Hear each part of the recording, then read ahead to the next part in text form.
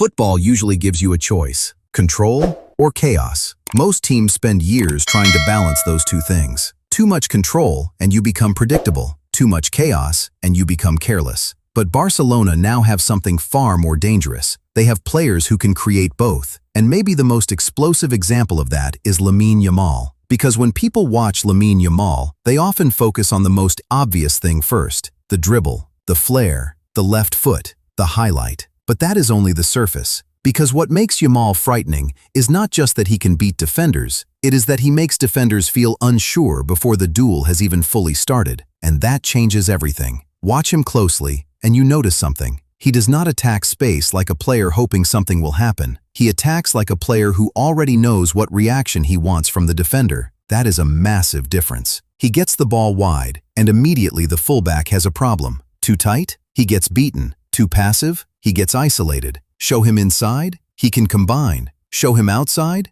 He can still shift and recover the angle. That is why Yamal is so dangerous. He does not just make moves, he creates dilemmas. And elite football is often decided by who creates the bigger dilemma faster. That is what you are seeing here. Not random dribbling, not just confidence, not just a talented teenager enjoying himself. This is pressure creation. And once the defender starts hesitating, Yamal takes over. He slows down, then accelerates. He opens his body, then changes the rhythm. He looks like he is going one way, then the ball leaves in another direction. That is what the best attackers do. They do not simply move fast, they manipulate timing. And Yamal is already doing that at an absurd level. That matters because defenders at the top level are not usually beaten by one trick. They are beaten by uncertainty, half a second of doubt, one wrong foot, a late turn of the hips, a delayed recovery step. That is enough. And Yamal keeps forcing that half second, again and again. That is why his highlights feel so electric. The move itself is exciting, yes, but what really makes it work is the damage he causes to the defender's decision-making. Now add the left foot, because once he cuts inside, the threat multiplies. He can shoot, he can clip the far post, he can slip a pass, he can recycle and move, he can disguise the next action until the last second. And that is why his long-range threat matters so much too. Not because he scores from distance every time. He does not.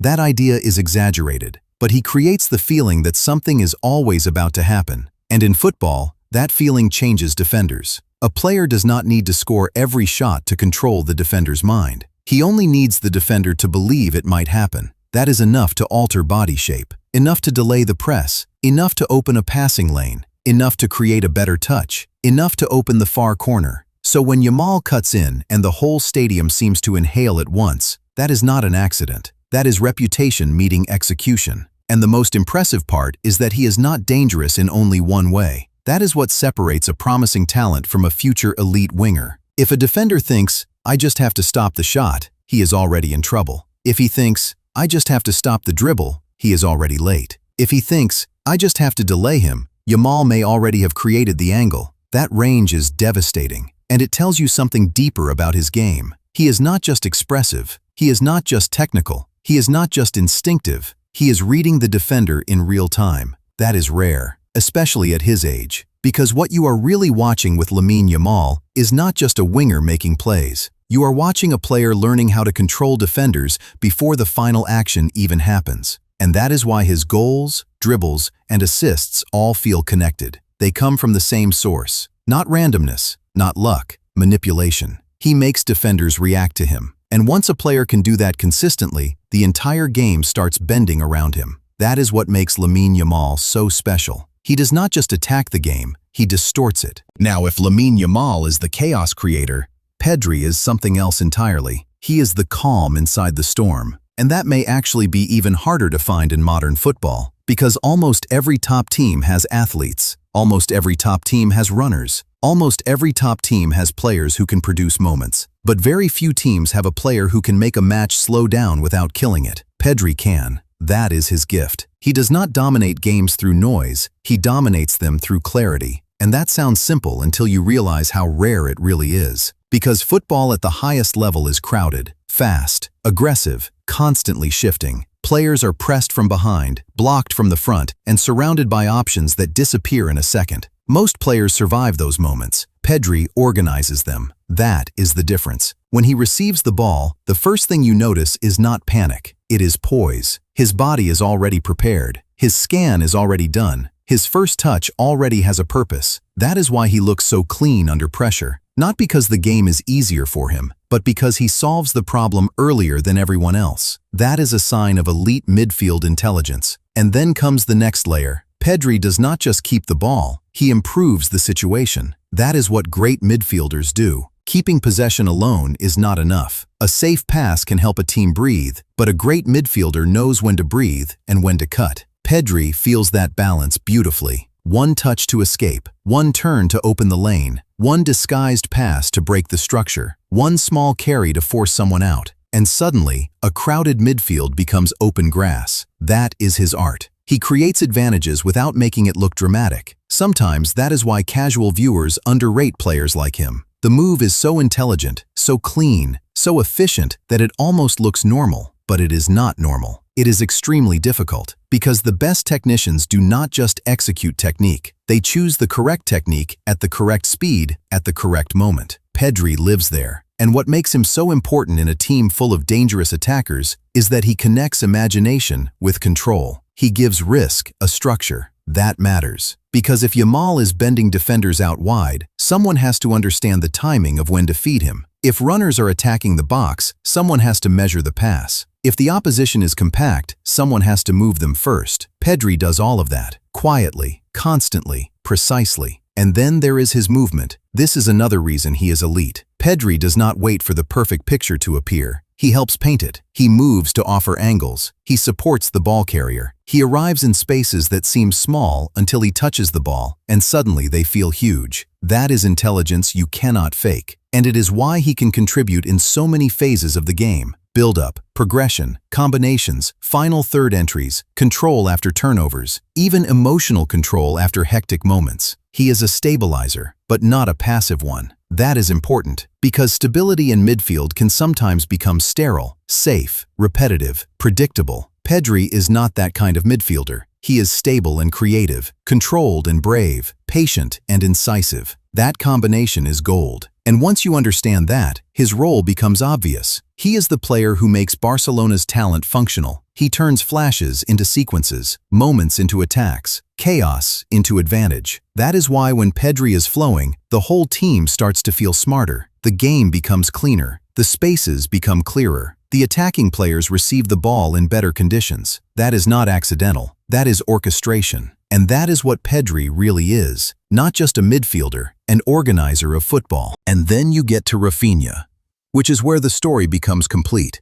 Because if Yamal creates the imbalance and Pedri gives the move its structure, Raphinha gives it edge. Direct edge, final edge, decisive edge. Raphinha is the kind of attacker who makes actions matter. That is a huge value. Because football is full of beautiful moves that go nowhere. Lovely combinations, pretty dribbles, sharp possession, no end product. Raphinha is different. There is an urgency to him. When he receives the ball, you feel intent immediately. He wants to attack. He wants to force the issue. He wants the defense to run toward its own goal. He wants a finish, a cross, a cutback, a shot, a final action. That mentality is crucial, because in elite football, hesitation kills attacks almost as much as bad technique. And Raphinha rarely looks hesitant. That does not mean every decision is perfect. It means the defender is constantly under pressure to respond. And again, that is a theme running through all three of these players. Pressure. Different kinds of pressure. Yamal applies psychological pressure through unpredictability. Pedri applies positional pressure through intelligence. Raphinha applies direct pressure through aggression and end product. That is why they complement each other so well. Raphinha's game has bite. He is aggressive in the best attacking sense. Not wild, not rushed for the sake of it, but committed. He attacks moments like they matter, and they do. That is why his assists feel dangerous. That is why his runs carry force. That is why his goals often come from conviction. He does not just arrive in the final third to participate, he arrives to decide. And that is a rare mentality trait, because some attackers enjoy the ball, some enjoy the spotlight, some enjoy the build-up. Raphinha looks like he enjoys the damage. That is what makes him so useful. He stretches games, he attacks space, He gives the defense another urgent problem to solve. And once a defense has already been disturbed by movement, combinations, and 1v1 threats, a player like Raphinha becomes even more dangerous because he punishes disorder. That is the phrase. He punishes disorder. If the line is broken, he sees it. If the far post opens, he attacks it. If the fullback is late, he drives at him. If the second ball drops loose, he reacts. And those details are often the difference between a good attack and a goal. This is why the trio works so well conceptually. Lamine Yamal makes the defense doubt. Pedri makes the team believe. Raphinha makes the action count. That is the chain. And when all three are functioning, you do not just get highlights. You get identity. You get a team that can destabilize you wide, outthink you centrally, and punish you in the final action. That is difficult to defend. Not because any one player is doing everything, but because each player is solving a different problem. And the best teams are built exactly like that. Not with 11 players doing the same thing, but with different profiles combining into one clear idea. So when you watch this sequence of goals, dribbles, and assists from Yamal, Pedri, and Raphinha, do not see them as isolated moments. See them as pieces of the same picture. One creates the crack. One opens the door. One finishes the attack. And that is why this matters. Because these are not just entertaining players. They reveal what modern elite attacking football looks like when talent is connected properly. Not random brilliance, connected brilliance. And that is always more dangerous. So here is the real question. Which profile is the most valuable to a top team? The chaos creator like Lamine Yamal? The controller like Pedri? Or the finisher and punisher like Raphinha? That is the debate. Because all three matter. But one probably matters most depending on how you see football.